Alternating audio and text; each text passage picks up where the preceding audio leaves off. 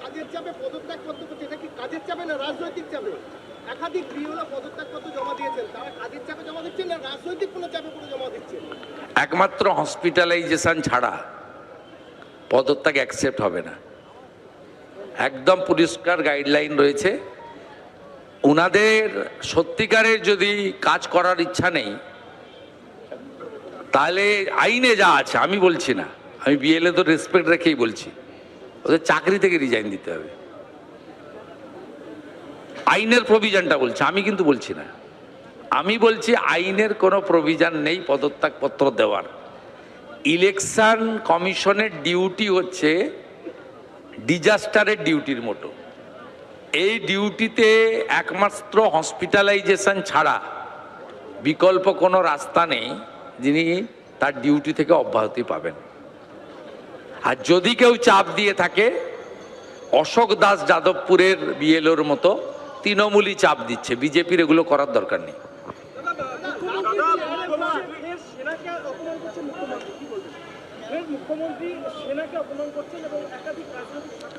উনি সমস্ত কেন্দ্রীয় সংস্থাকে, বিএসএফ থেকে আর্মি, ইডি থেকে ইনকাম ট্যাক্স, ইলেকশন কমিশন থেকে সুপ্রিম কোর্ট, সবাইকে তিনি মানে যে ভাষায় কথা বলেন, উনাকে রাষ্ট্রবাদী বলা যাবে না।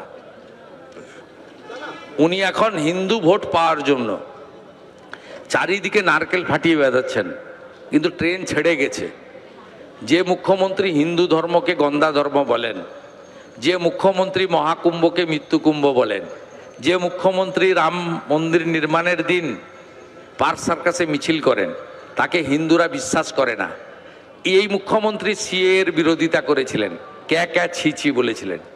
এই মুখ্যমন্ত্রী ভয় দেখিয়েছিলেন সিএ আবেদন করলে ভাতা, চাকরি, সব বেনিফিট বন্ধ হয়ে যাবে।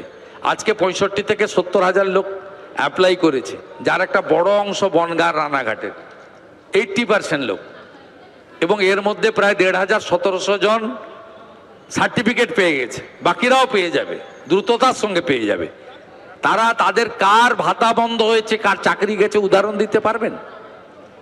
এই মুখ্যমন্ত্রী সামগ্রিকভাবে হিন্দু বিরোধী, এবং মোল্লা ইউনুস যা করছেন উনিও এখানে তাই করতে যাচ্ছেন। জামাতিদের মুখ্যমন্ত্রী খুব পরিষ্কার হয়ে গেছে। আর যদি ঘটনা শুক্রবার ঘটে থাকে, সেক্ষেত্রে পুলিশের কোনো সাহায্য পাবেন না, এটা পুলিশ মন্ত্রী বলে গেছে।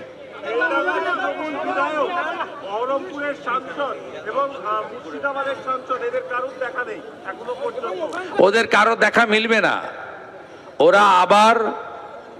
ওরা আবার ভোটের সময় আসবে এবং সাবিনা ইয়াসমিনের সামনে দাঁড়িয়ে মোথাবাড়িতে দুজন বয়স্ক মুসলিম ব্যক্তি, তাদেরকে বয়সটা আমি দেখেছি ভিডিওতে, চাচাই বলা যেতে পারে, মানে আমাদের বাংলা কথায় কাকা, সেই তারা একজন বলছে যে আমার যেই দাঁড়িয়ে আছে বিজেপি এলে এটা নিয়ে আমি বেরোতে পারবো না। কত কুৎসিত প্রচার! বিজেপি তো সমুদ্র, 20টা রাজ্যে আছে, কোথাও এই ধরনের কারোর প্রতি আচরণ হয়েছে দেখাতে পারবেন না। আরেকজন বলছেন, বয়স্ক মানুষ, তিনি বলছেন মোথাবাড়ি মানে কালিয়াচক 2 ব্লকে হিন্দুরা 35, মুসলিমরা 65। আমরা যদি ঐক্যবদ্ধ না থাকি 35% হিন্দুরা বিজেপিকে ভোট দেবে, আমরা হেরে যাব। এই প্রচারটা করবে তো আলটিমেটলি, এই প্রচার করে এক অক্ষর বাংলা বলতে লিখতে জানে না, গুজরাট থেকে এনে ইউসুফ পাঠানকে জিতিয়েছে। এবং অধীর চৌধুরী শুধুমাত্র হেরে গেছেন, অধীর চৌধুরীও মুসলিমদের তোষণ করেন, শুধু হেরে গেছেন অধীর চৌধুরী নাম বলে। নামটা যদি অন্য কোনো নাম হতো, মানে মুসলিম নাম হতো, তাহলে অধীর চৌধুরী হয়তো জিততে পারতেন। এই সাম্প্রদায়িক বিভাজনটা ভারতীয় জনতা পার্টি করে না, তৃণমূল কংগ্রেস করে। তাই আবু তাহের খান, খলিলুর রহমান, ইউসুফ পাঠান এখন শীতে রুমে হিটার চালিয়ে গরম কফি খাচ্ছেন। তারা অবজার্ভ করছেন টিভিতে, সোশ্যাল মিডিয়াতে, কারণ তারা জানেন যে ভোটের আগে যে শুক্রবারটা আসবে প্রেয়ারের ডেট, সেই দিন 2,500 টাকা ভাতা পাওয়া ইমামরা যা বলে দেবেন ভোটাররা তাই করবে, সেই জন্য তারা নিশ্চিন্তে আছেন। তাই কেউ মরে গেলে, কারো কিছু হয়ে গেলে তাদের আসার দরকার নেই। এবিপি আনন্দ, এগিয়ে থাকে, এগিয়ে রাখে।